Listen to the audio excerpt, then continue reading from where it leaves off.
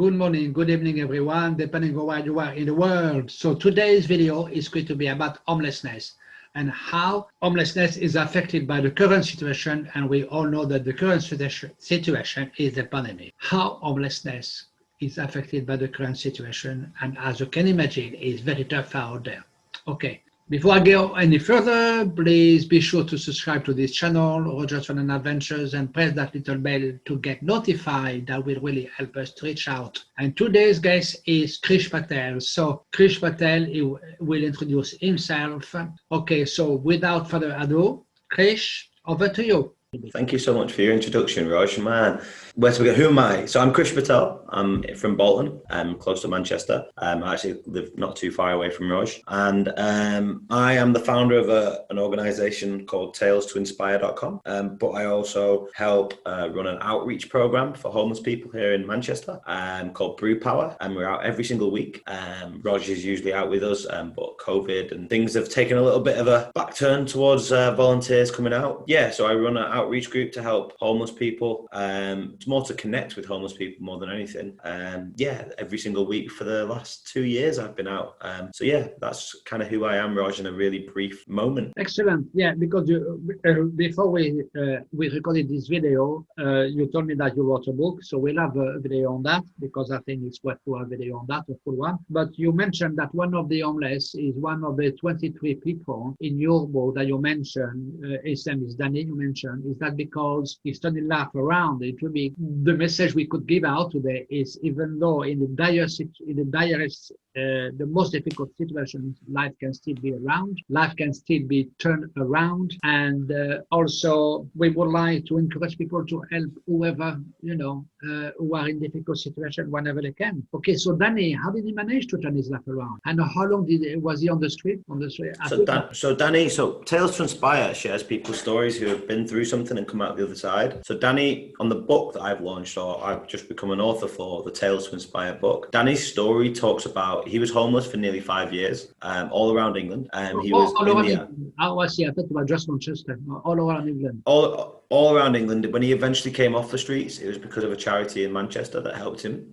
Where he was homeless for about 1.5 years in Manchester. But yeah, basically he was in the military and he had a loving family, and basically he had PTSD and a lot of big difficult struggles happened to him. And he turned to alcohol, was on the streets and really struggled with relationships, with confidence, with a lot of things. He admits to himself that he wouldn't talk to anyone. Now you can't show him up. So a charity called the Booth Centre and another charity called Arthur and Martha reached out to Danny for support. Danny started going in just for a cup of tea, and then basically started building that trust with Danny. And then they had a creative program where you could write poetry and you could sing and you could do stuff. And Danny wasn't someone who'd ever done anything like that. However, he started connecting to their poetry program and started going to write poetry. He started to sing.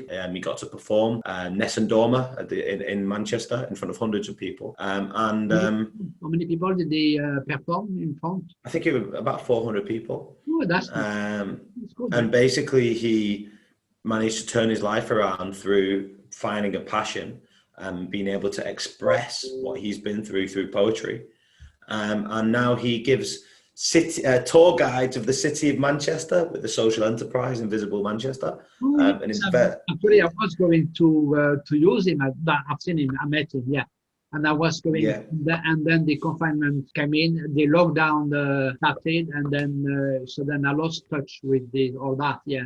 But I had planned to actually use his tour from Manchester just to help out and then get to know Manchester through his eyes, because obviously it will be very personal when I think you're struggling with the sun a little bit, aren't you, on the side, yeah. Always happened around 2 o'clock, but it's all good. Yeah. So yeah, no, you're right, and that's what Danny does. So he's incredible. So for my messages, people who've been on the streets, we see them as alcoholics, drug addicts. We see them as people who've had relationship struggles. But actually, to be honest, we don't even see them as people. We often dehumanize them. We see them as, just another homeless person, or another person asking for money, or another person. But we need to realize that that person is, first of all, a person before they were homeless. So how can we connect to that humanity of that person? So my job or my role that I see when we go out in the streets isn't to feed the millions. It's not to to save lives. It's just to connect to people, to make people realize they're not invisible, to show them that they matter, and to try and build trust and friendship. That actually, when we're out on the streets of Manchester, we now have friends who live on the streets, who we can see as people to people. They've got a great human connection with us. And if they ever feel like they want to reach out or get off the streets, then hopefully we can point them in the right direction of where they need to go. Yeah, I really would like to go back. Yeah, because I feel so when I go shopping, for example, I've changed my shopping habits, but I'm not going to tell from which supermarket to which supermarket because that's not the purpose of this video. But whenever I go to one of the supermarkets and one of them has a big container where you can put food for people for the food bank, for food bank. So when I go there, I always get something. Yeah, whether it's pasta or like last time, a couple of weeks ago, I got a massive pasta. Well, it's quite nice. But I always do that because it's a couple of quid, 2 or 3 pounds, sometimes less. It's not going to make any difference to me. So I thought that it can make a difference to people out there. Well, I always say, especially around this time of year, around Christmas time, people are always like, oh, what can I do or what can I give? And I think it's great, all right, you want to give or you want to do something. Best thing to do for anyone is to get involved. Get involved with an outreach program or a food bank and volunteer your time. I think time is the most important, precious commodity we have as humans. And if you volunteer your time to help with one of these charities or organizations, or you start to connect with people on the streets, you'll learn so much more than just giving something like a shoebox. No, that's the easy way out. Actually, you know what? Open your eyes, like you have done, Raj, and like many other people do, to doing some kind of volunteer work, and it'll then mean something to you. You'll have a connection, and you'll learn. So I think my message to people who want to help is volunteer your time. There's many organizations out there. Get yourself involved and see it doesn't even need to be consistent. It can be a one-time thing. Do that and just see what comes of it, because you will open your eyes to a whole new way of life. But food bank, they do need food, so that's why when I 100% like that. But I don't think that's the only like I say, Raj, you do other stuff, you volunteer, you come out, right?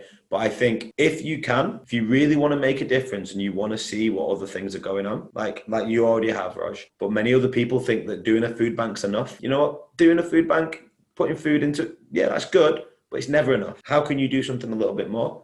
The way to do something a little bit more is volunteer your time. And that's where I see that's really important. And to connect, you're absolutely right, because I think there is in this world at the minute, we need connection. I mean, because I find it difficult sometimes to live like we are living now. And then because I am in a bubble, so Michael can come over here and then he just keep me going. Yeah. And I'm sure if he wasn't able to do so, I would find it a lot more difficult. Yeah. Yeah.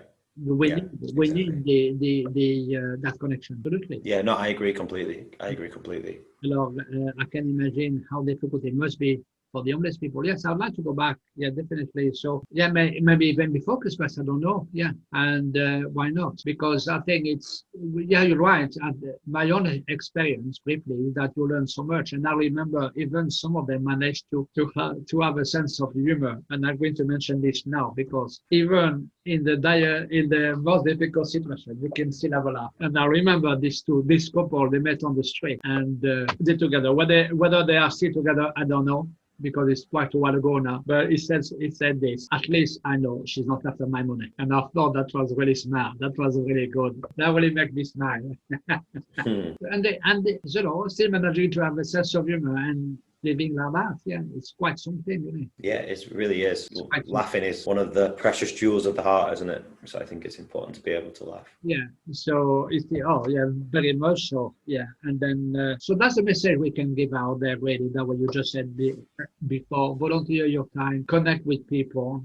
Homeless people, actually, when we say homeless people, we helping people on the streets of Manchester, but there are all other forms of homelessness, but that's probably the hardest one, obviously, sleeping on the street, like that. And yes, because they are people, they are human beings, and often, especially now, there are hundreds of thousands of people losing their jobs. The homelessness could just shoot up, just like that. So, often some people might just be a wedge away of being honest. And sometimes when I see people of my age or about my age, about 60, then sometimes I think, oh, that could be me. And one of the guy I remember, Paul, is it Paul, when we gave him that book about crosswords, that really touched me, and that was really great. Yeah, when he was appreciative, very much. He appreciated what we did, just a simple gesture, because we got to know that he loved crosswords. So I got him a book of crosswords, and then because I didn't see him as a homeless person, I just saw him as a human being, and I think that's what we need to do, don't we? Yeah, exactly, definitely. I think the more we can connect people to people, for some reason we like to make excuses why someone's different to us, but we forget that actually we're all at the fundamental base a human being and a living entity. And when we realize that we're not 7 billion different people, we're one. We are all part of one big pie, and we're all a different segment of that pie. So actually we're fundamentally connected at a very deep level. But that's probably for another video, because that could go into a massive conversation, mate. Okay, so Krish, I'm going to give you the opportunity to give our viewers out there your last words or few words and the message we could convey to people out there. So what will be your message and perhaps call to action for people out there? Gosh, big pressure. My call to action for people is to always see the potential in anybody, no matter what they're going through. So to always see the potential in anybody, no matter what they're going through or the difficulties they have, see the best version of themselves, even if they don't see it. Because if you can see it, wow, that's phenomenal, because it exists. So then all we need is support. Sometimes a tree starts from a seed, but the seed doesn't know it's going to grow into a tree. It needs support. It needs so much support, watering, good nutrients, soil, and everything to get it where it needs to be. So as a human being, we need that support. We can't live this world alone. So see the potential in everyone you come across. Doesn't mean you have to save everyone you come across, but see the potential in everyone you. You know what? I couldn't have put it better myself. So on these wonderful words, guys, I hope you enjoyed this video. I'll see you in the next one. Bye for now.